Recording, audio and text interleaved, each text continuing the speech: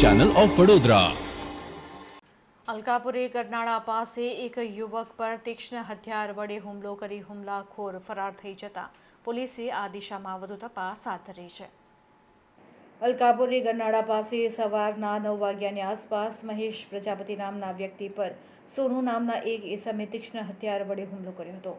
આ હુમલામાં મહેશભાઈને ગંભીર ઈજા પહોંચતા તેમને સારવાર માટે સયાજી હોસ્પિટલમાં ખસેડવામાં આવ્યા છે। સયાજીના બિછાણેથી ઈજાગ્રસ્ત મહેશ પ્રજાપતિએ પોલીસને આ બનાવ અંગે ફરિયાદ આપી હતી। પોલીસે ઈજાગ્રસ્તની ફરિયાદને લઈને ગુનો નોંધીને હુમલાખોર ફરાર થઈ ગયેલા સોનુ નામના ઇસમની તપાસ હાથ ધરી છે।